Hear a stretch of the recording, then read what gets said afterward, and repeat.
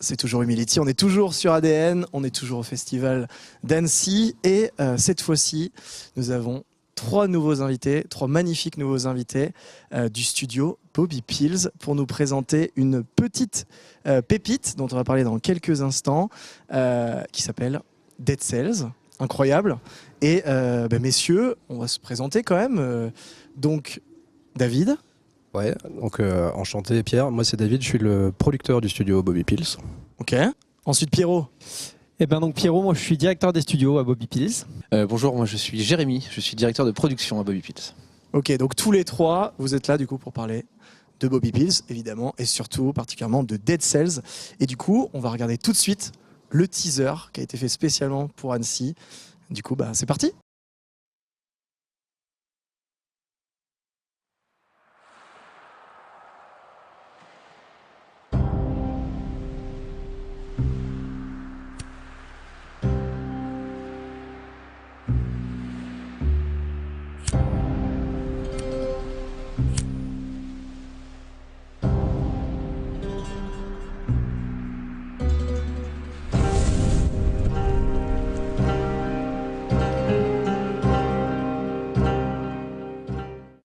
Donc voilà le petit teaser et de ce monument qui est Dead Cells et qui va arriver en animation chez vous. Avant de rentrer dans les détails, j'aimerais, si c'est possible, avoir une petite présentation de ce qu'est Dead Cells à la base. Dead Cells, c'est un jeu, c'est un Metroidvania qui a quand même fait beaucoup parler de lui sur la scène indé depuis quelques années. C'est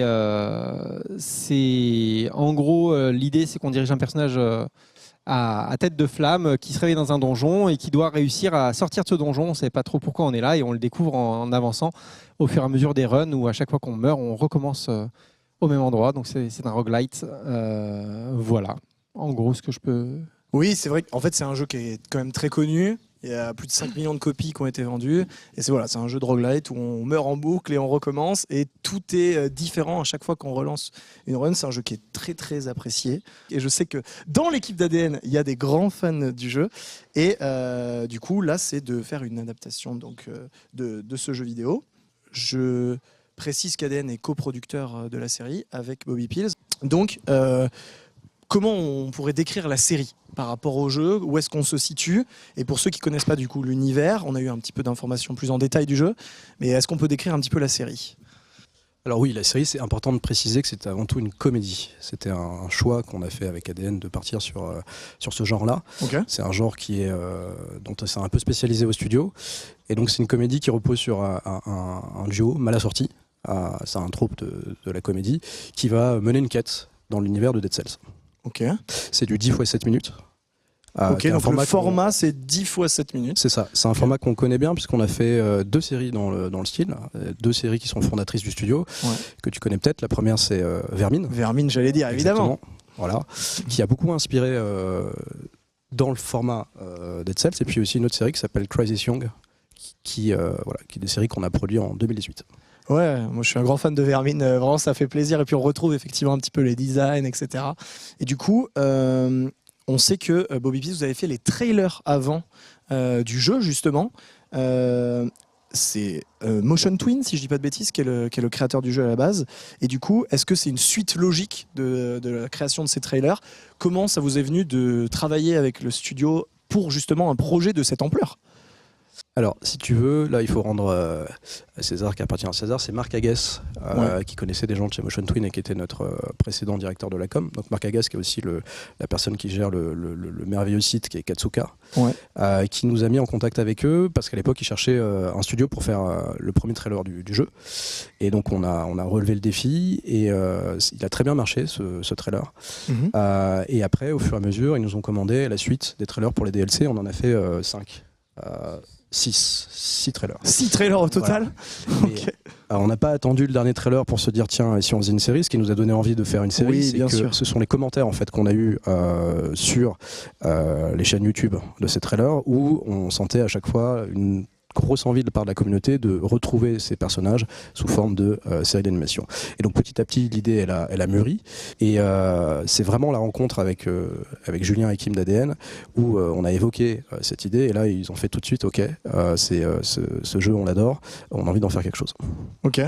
Et du coup, d'un point de vue de la production, parce que forcément vous êtes dedans tous les trois, est-ce que c'est différent du coup de partir d'un jeu vidéo pour faire la série d'animation, ou est-ce que c'est un projet totalement original? Comment ça fonctionne? Forcément, c'est pas comme si on partait d'une idée originale et d'une page blanche. On part quand même d'un matériau qui est fort. Il y a beaucoup de choses qui sont posées dans le jeu. Après, on avait aussi une chance, c'est que c'est pas un jeu narratif. Donc ça nous permettait d'explorer beaucoup de choses autour de ça. Et une autre chance, c'est que ces 6 trailers, on les a aussi faits parce qu'on a plein de fans du jeu au studio, des gens qui connaissent très bien le jeu, et entre autres dans l'équipe de scénaristes, et qui ont pu aller chercher un peu tous ces petits trucs qui font le sel du jeu et qui viennent distiller les éléments narratifs à travers la narration environnementale ou tout ce qui peut se passer autour, et essayer de raccrocher tout ça pour raconter une histoire autour de ça. Et donc oui, c'est vraiment en s'inspirant fortement du jeu, en travaillant aussi main dans la main avec Motion Twin, avec qui on a du coup maintenant un partenariat depuis pas mal d'années. On a fait notre maximum pour être le plus fidèle possible au jeu, tout en étendant l'univers, en commençant à raconter un peu qui était Tête de Flamme et tout ce qui va autour de ça, quoi. Ouais, surtout qu'il parle pas, le personnage principal, donc forcément on doit tout recréer autour. Et comment on arrive à implanter dans un dessin animé les éléments du gameplay, même le fait qu'il meurt en boucle, etc. Comment vous l'intégrez ça dans le récit et dans le dessin animé? Oui, c'est complètement intégré, avec l'idée que, comme dans le jeu, notre personnage est immortel. On a effectivement, c'est ce que je disais un peu sur le scénario tout à l'heure, été chercher un peu tous ces petits trucs qui viennent caractériser le jeu et de comment on les saupoudre, et finalement en amenant aux côtés de Tête de Flamme un nouveau personnage qui s'appelle Laure, qui va être son pendant dans l'histoire, et qui va permettre, elle aussi, de nous emmener et d'emmener aussi le néophyte qui ne connaît pas le jeu dans cet univers, en étant un peu le contrepoint de Tête de Flamme. Donc ce personnage Laure, c'est le personnage qui va accompagner le héros, Tête de Flamme du coup. Et est-ce qu'on le connaît à la base, ce personnage? Est-ce qu'il vient, ou est-ce qu'il a été créé de toutes pièces? Il fait partie des personnages qui ont été créés de toutes pièces, justement, et c'est là où les années de collaboration avec Motion Twin ont servi justement à avoir cette confiance de nous laisser créer ce perso. Ce que disait Pierrot tout à l'heure, c'est qu'on a des gens qui sont vraiment fans du jeu, et de base il y avait l'idée, on va respecter ce qui a été créé. Si tu veux, nous on est des gens de la prod, ce qui serait bien, c'est de faire une interview avec les scénaristes. Oui, bien sûr. À dire là-dessus. On va parler beaucoup de prod forcément, mais je me dis pour intégrer un petit peu les personnages, etc. Et même le côté humoristique, on disait, de la série. On le sait, vos séries elles sont souvent décalées, souvent humoristiques, et c'est un souhait de rester sur ce trait-là au niveau de la série? Tout à fait, ouais, c'est un peu le tombeau bipil qu'on a proposé à ADN. C'est ce qu'ils ont acheté, ce qu'ils ont apprécié. Après, sur cette histoire de l'or, pour donner un exemple, on a aussi fait l'inverse, c'est-à-dire que dans les trailers, il y a eu, dans le premier trailer par exemple, il y a l'histoire de la poêle à frire qui a été amenée par le réalisateur du premier trailer et qu'on a retrouvé ensuite après dans le jeu. Donc c'est aussi des choses qui vont dans les deux sens. C'est ça qui est excitant dans ce type de création entre un jeu vidéo et une série, c'est que c'est pas uniquement dans un sens. On prend des choses du jeu, et inversement aussi, si Motion Twin trouve qu'il y a des choses cool dans ce qu'on crée, il l'intègre dans le jeu. Moi, le souvenir que j'en ai aussi des différents trailers qu'on a fait, c'est que quand Motion Twin est arrivé, ils sont arrivés avec carte blanche en fait. C'est-à-dire que ce dont ils avaient envie, c'est qu'on fasse le trailer et qu'on ait quelques éléments du jeu dans ces trailers-là. Et c'est tout. Après, on racontait ce qu'on voulait. Et ce qui leur plaisait beaucoup, c'est justement qu'on raconte quelque chose. Là, eux, ce qu'ils n'aimaient pas dans les trailers qu'ils voyaient habituellement à cette époque-là, c'est des trailers avec des super animes, mais qui racontent rien. Il n'y a pas d'histoire en fait dans le trailer lui-même. Et ce qu'ils ont aimé chez nous, c'est qu'on apporte quelque chose où en 40 secondes, en 1 minute, on arrive à raconter une petite histoire. Il y a un début, un milieu, une fin. Et ça, dans le premier trailer, paf, ça leur a plu. Donc effectivement, il y a la poêle à frire.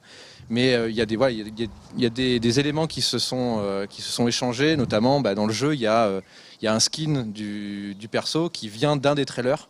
Parce que ils ont aimé, ils se sont dit tiens, on va mettre un skin pour pouvoir jouer au personnage du trailer animé. Donc 6 trailers plus là du coup une série, ça commence à faire. J'aime beaucoup l'idée que justement vous vous inspirez de ce qu'ils font forcément avec le trailer, vu que c'est le but, et que eux aussi s'inspirent et intègrent des choses. C'est-à-dire qu'il y a vraiment une confiance des deux côtés. C'est vraiment super cool. Et vous du coup tous les trois, est-ce que vous êtes fan du jeu? Est-ce que vous êtes un peu fan, beaucoup fan, trop fan?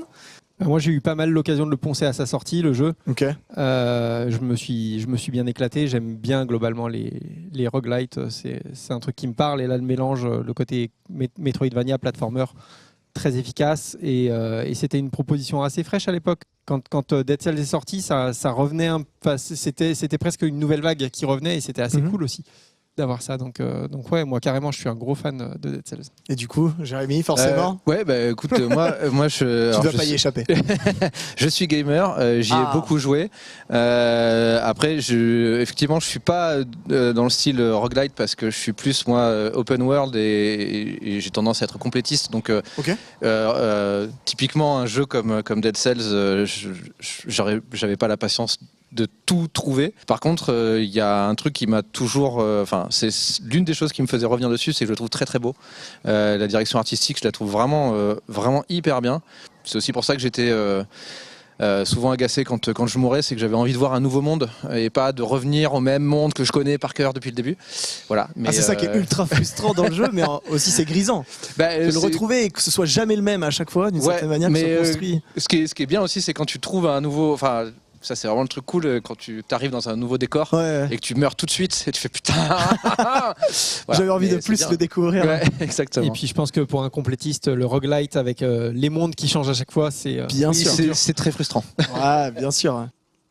Donc vous avez 3 studios, si je dis bien, si je dis pas de bêtises, 2 à Paris et 1 à Angoulême. C'est ça, on a trois lieux Ouais. dans lesquels il y a à peu près, on peut accueillir une 50aine de personnes. Ouais.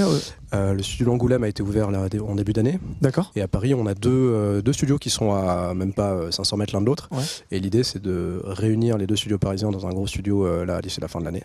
Ok. Pour suivre aussi la croissance du studio, puisque l'animadulte commence un peu à se réveiller. Ouais, c'est vrai. Nous, Il y a de plus en plus de projets qui se lancent. Hein. Exactement. Ouais. Et puis grâce à des partenaires comme ADN, on sait qu'il y a un potentiel qui peut être pérenne à terme. Et donc nous, on a misé là-dessus. Et là, aujourd'hui, on se dit que réunir tout le monde dans un même lieu, dans chaque ville qu'on occupe, c'est indispensable. Ouais, c'est vraiment trop bien. Vous êtes combien du coup au total à bosser sur le projet ? Je dirais qu'on va être une quarantaine. Ouais, c'est vraiment du monde. Répartis entre Paris et Angoulême. C'est le premier projet qu'on loge à Angoulême aussi, Dead Cells. Et du coup, là, vous en êtes où à peu près dans la série ? Au niveau de la création, la production, où est-ce que vous en êtes ? Ce que je disais, donc la partie créative est en train de se terminer. Là, on a les scénarios sont finis, les storyboards sont en train de se finir, et on a l'animation qui s'apprête à commencer lundi prochain. Du coup, c'est un peu le gros là qui démarre pour la suite. Exactement. Le gros, ça dépend. C'est-à-dire que oui, quand on entame l'animation, c'est là où il y a le plus de monde, mais finalement, même si la partie écriture et storyboard prend moins de monde, elle prend probablement plus de matière grise aussi, parce que c'est vraiment là qu'on doit solutionner tout, qu'on fait les designs en même temps des personnages, des décors. Donc c'est 2 phases assez distinctes. Là, on a eu la chance de pouvoir se laisser le temps justement pour aboutir la création au maximum avant d'attaquer la fabrication, ce qui va nous permettre justement de pouvoir tirer le meilleur de chacune de ces 2 étapes. Et comment du coup Bobby Pills, ils ont réussi à faire leur place dans l'animation justement atypique, un peu décalée, humoristique. Moi j'adore, mais qu'est-ce qui a fait que Bobby Pills soit autant démarqué sur ce côté-là ? Comment vous avez réussi du coup La première chose, c'est quand même les talents qui sont derrière. Vermine, donc c'est une série qui a été créée par Alexis Beaumont, qui était déjà là au début de Bobby Prod avec les Cassos. Il a réalisé les 3 premières saisons des Cassos. Il y a Balak aussi qui a co-créé la série, qui l'a écrite, et Afid Benamar. Donc la première chose, c'est ces talents-là. Ensuite, c'est beaucoup de sueur d'apprentissage, parce que si tu veux, pour faire de l'anime adulte aujourd'hui, c'est quelque chose qui est relativement nouveau, donc il n'y a pas vraiment de précédent, donc on a l'impression d'essuyer les plâtres sur plein d'étapes. Donc c'est aussi un peu de chance d'être là au bon moment, et encore une fois beaucoup de patience.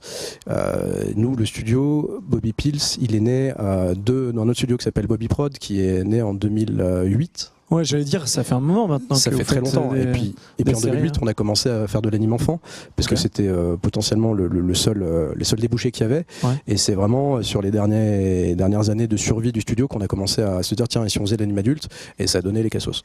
Et c'est là le trio qu'on fait avec ADN et Motion Twin, il est parfait. On débute un peu tous, si tu veux, dans ce type de programme, mais il y a une telle envie et on sent qu'il y a un tel potentiel Enfin, tu connais bien DN, tu vois comment est Julien et tout. Oui, ce oui, côté bien un sûr. peu pirate, on l'a. Motion Twin là sur le jeu vidéo, et c'est, je pense aujourd'hui, complètement savoureux de. Qui fait que ça vivre fonctionne. Ouais.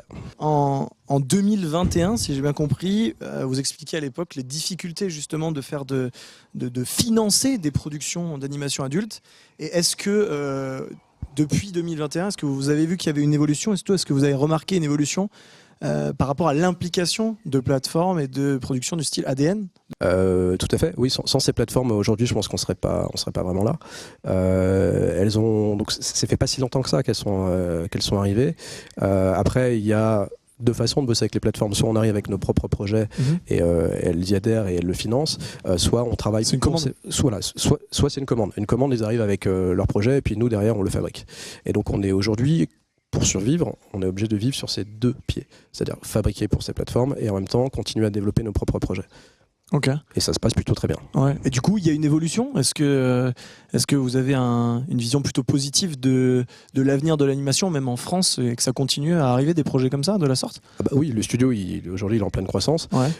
On a à peu près 4-5 projets de série qui sont dans les tuyaux. Okay. On a 2 longs métrages qui sont en développement. Alors, c'est très loin d'être fait. Hein. Oui, bien sûr. Mais c'est là. Ouais. Je pense, pour rebondir là-dessus, que pendant pas mal d'années, de l'extérieur, les gens regardaient un peu Bobby Pills et David en se disant putain, waouh, ils sont courageux de se lancer là-dedans, parce qu'en fait, personne n'a réussi à le faire jusqu'ici. Et ça a été, à mon avis, beaucoup de détermination aussi, de se dire on tient et on y croit et on va prouver au monde qu'on peut le faire. Ouais. Et aujourd'hui, ça prouve que ça a payé, parce que effectivement, le public commence à arriver et à s'intéresser à tout ça. Et on a des partenaires qui, du coup, de fait, s'y intéressent aussi et nous proposent de faire des shows de plus en plus intéressants. Et j'avais une question plus, on va dire, personnelle pour tous les trois. Comment ça marche? Comment vous fonctionnez tous les trois par rapport au studio? Parce qu'on parle de production, etc. Mais qu'est-ce que ça veut dire vraiment être producteur, être directeur de production? Comment ça fonctionne? Non mais c'est vrai, en vrai ça m'intéresse parce que je suis assez néophyte dans le domaine, où je connais de loin, et je pense que la plupart des gens ils connaissent de loin. Qu'est-ce que ça veut dire du coup d'être directeur de prod d'un projet ou d'un studio? Comment ça fonctionne? Waouh, j'étais pas prêt. Non mais parce qu'on pose rarement la question en fait à un directeur de prod. Qu'est-ce que c'est je me directeur suis de prod? posé, elle est même pas dans parce le que déroulé. c'est pour ça que je suis surpris. Mais c'est bien, c'est bien. Pour la faire simple, directeur de prod, c'est la personne qui va faire un budget et un planning et qui va être responsable de ça sur toute la prod. Donc en gros, je vais être là pour guider tout le monde, pour dire si telle ou telle chose on peut la faire, on peut pas la faire, comment on s'arrange avec, discuter avec les artistes pour savoir comment on fait avec le budget qu'on a, avec le temps qu'on a, pour aller vers la création qu'il a envie d'avoir, tout en conservant le matériel qu'on a pour le fabriquer en fait, en gros. Comme ça, on dirait que je passe beaucoup de temps derrière un tableau Excel, mais en vrai, le plus clair de mon temps, c'est de passer mon temps à discuter avec des gens. Discuter avec tous ceux qui fabriquent pour comprendre comment ils travaillent, pourquoi ils travaillent comme ça, qu'est-ce qu'on peut faire pour améliorer les choses, pour que ça se passe mieux pour eux, pour que ça se passe mieux pour nous. Le truc qui revient le plus, c'est la communication. On se rappelle juste qu'on fait un travail d'équipe, qu'on est tous ensemble pour faire un truc qui nous plaît. Alors c'est aussi ça l'intérêt de faire de l'anime adulte, c'est que on est tous là parce qu'on a envie en fait de voir le produit qu'on est en train de fabriquer. Et du coup, j'ai envie, quand je suis sur un projet, je me dis j'ai vraiment envie de le voir. Typiquement la Dead Cells, quand on voit les tests d'anime, je fais putain, je veux le voir ce truc-là. Et du coup, on est tous dans le même bateau, on a tous envie de la même chose. Donc c'est forcément un travail d'équipe, on a forcément envie de la même chose. Donc la seule chose qu'il faut bien faire, c'est communiquer. Et donc, je suis un peu à la place centrale pour faire en sorte que les gens communiquent bien entre eux, se comprennent bien et fassent en sorte d'avoir qu'on ait tous la même vision, vraiment une vision commune pour pas être déçus et pour avancer correctement, quoi. C'est un peu un binôme et on a envie que le réalisateur il puisse se concentrer à 100% sur des questions créatives et de se dire comment je vais raconter la meilleure histoire possible et en faire la plus belle pièce créative possible. Et du coup, le boulot du directeur de production, c'est de mettre en œuvre tous les moyens possibles, bien sûr dans le cadre posé par le budget et par le temps qu'on a, pour aider le réalisateur à accomplir sa vision créative. Tout à l'heure, David, vous êtes présenté, mais en vrai, tu es fondateur du studio, tu es aussi producteur. Et c'est quoi ton rôle genre sur une série comme Dead Cells? Qu'est-ce que tu vas faire? Qu'est-ce que tu vas organiser? Globalement, pour moi, tel que je vois mon métier, c'est aussi de mettre de l'huile dans tous ces rouages, parce que justement, je suis la personne qui est moins sur le terrain. Et du coup, parfois, j'ai un recul qui permet aussi de faciliter les choses. Mais le premier rôle d'un producteur, c'est le financement. Et ensuite, il y a aussi le choix des projets, trouver la ligne éditoriale. Ça, on le fait avec nos directeurs créatifs au studio. Et après, il y a une équipe de développement qui est au début des projets. Et dès que ça passe en fabrication, après, c'est entre les mains de Pierrot et de Jérémy. Tu vois, en résumé, David fait un déjeuner avec des super idées. Il revient, il nous dit tiens, il y a ça, les gars, maintenant démerdez-vous, fabriquez-le. Il me le file. Et moi, je regarde et je dis à Jérémy tiens, vas-y, prends ce truc et démerde-toi pour le fabriquer. Et Jérémy perd ses cheveux au final. Tout à l'heure, tu as parlé des cassos. Vu que justement, vous avez fait la production de Monsieur Flap aussi, de Vermine, etc. C'est un souhait de la part de Bobby Pills de faire de l'humour de situation comme ça. Est-ce que genre c'est la patte qui va rester pour tous les projets ensuite, ou comment ça marche? Alors, c'est fait partie effectivement d'un peu de notre marque de fabrique. Et les cassos aujourd'hui, c'est une façon pour nous de mettre le pied à l'étrier pour de jeunes réalisateurs qui étaient déjà au studio avant. Et donc, pour répondre à ta question, oui, le ton Bobby, il est là, mais on s'ouvre à d'autres types d'auteurs et d'autrices. Et là, on va essayer d'explorer des genres différents, comme l'horreur, comme l'aventure.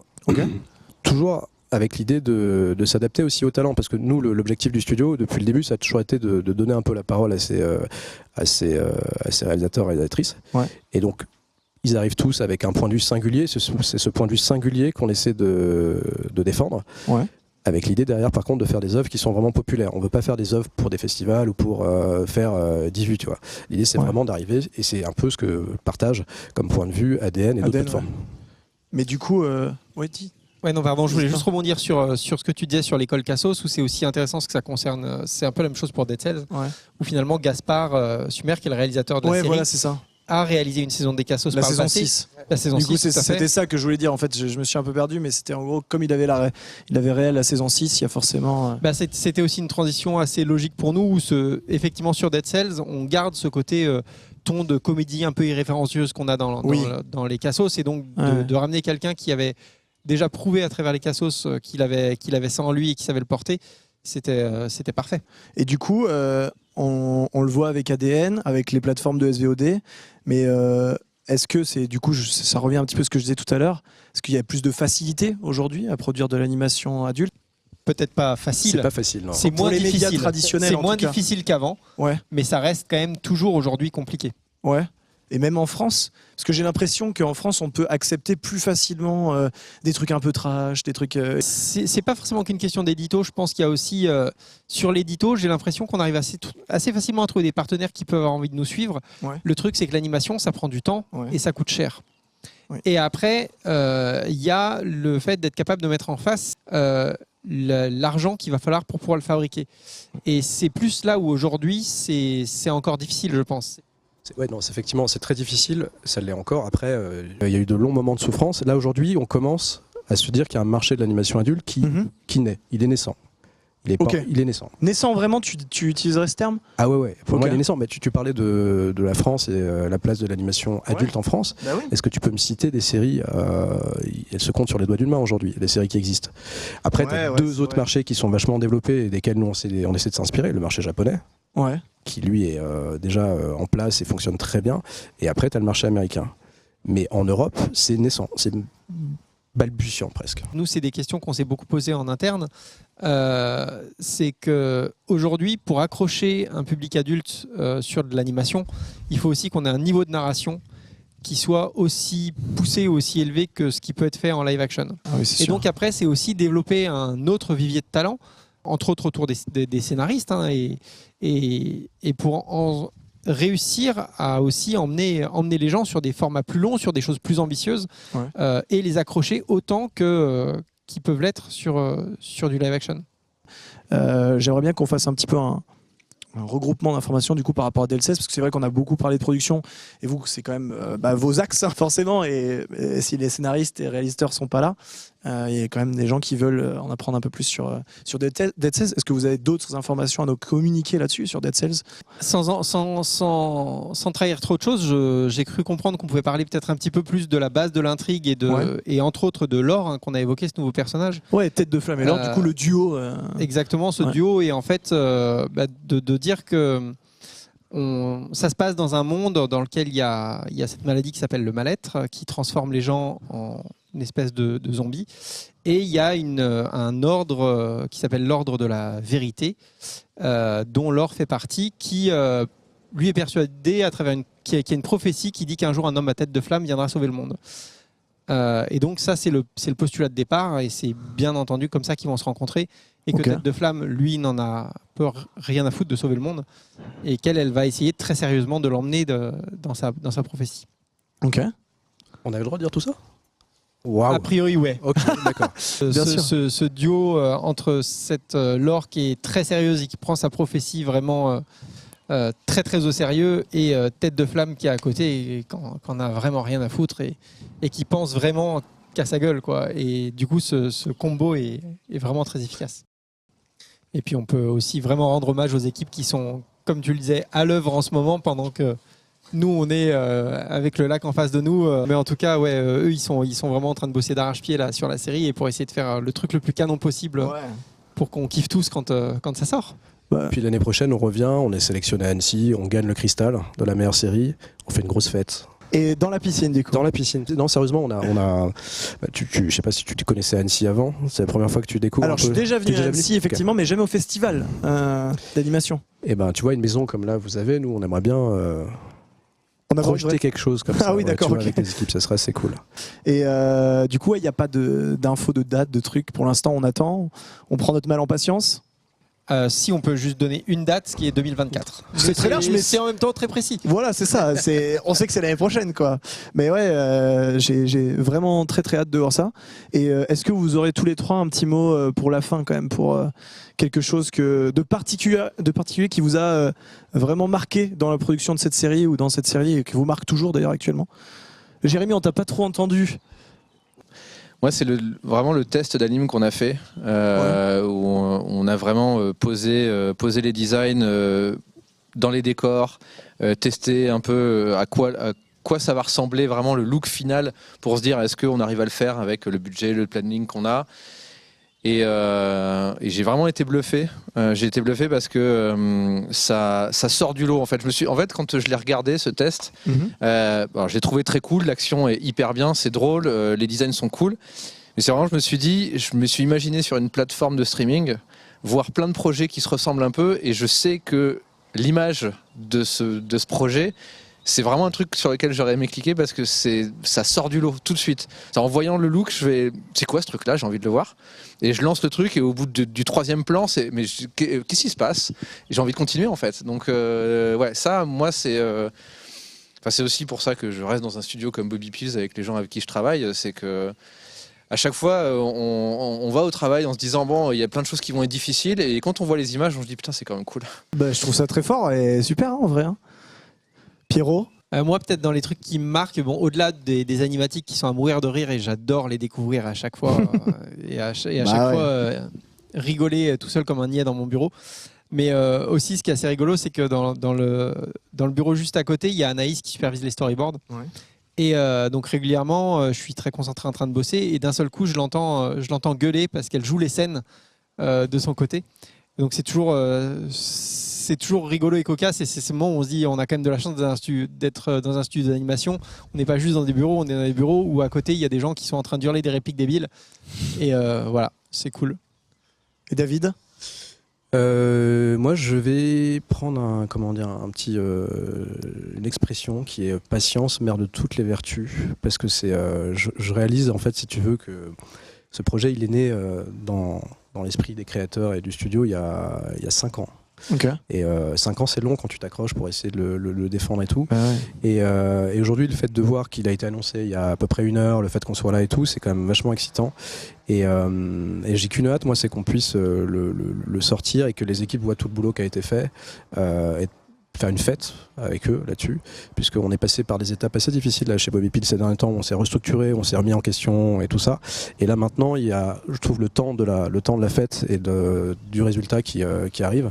Et ça m'excite beaucoup. Bah, c'est logique. Et d'ailleurs, tu parlais tout à l'heure d'Anaïs et on a parlé de Gaspard. En fait, ils vont être à la Japan Expo, Gaspard Sumer, c'est ça ? Et Anaïs Chevillard, du coup, si je dis pas de bêtises. Tout à fait. Ils seront du coup à la Japan Expo aussi pour discuter plus amplement de la série Dead Set. C'est vrai que là, on a un premier aperçu, un premier jet, et on a envie d'en parler plus, mais on peut pas trop. Mais à la Japan Expo, du coup, il y aura plus d'infos, et du coup, Anaïs et Gaspard, les deux, ils vont aller plus en profondeur dans la série et tout. Donc, c'était un premier pied à l'étrier vraiment sympathique. Et donc voilà, on a les petits prémices, mais il y aura la suite à la Japan Expo. C'est justement pour ça qu'on voulait pas trop en dire aujourd'hui plus. Voilà. C'est pour leur laisser à eux, les créatifs, le champ pour annoncer plein de super trucs et vous faire plein de belles surprises à la Japan. Du coup, merci beaucoup, messieurs, d'être venus ici dans la villa incroyable, au bord de la piscine, pendant que des équipes sont en train de travailler sous 36 degrés à Paris. Stop. Merci encore, messieurs. Merci à tous. Passez une excellente soirée et puis à très vite, du coup, sur ADN. Au revoir tout le monde. Ciao.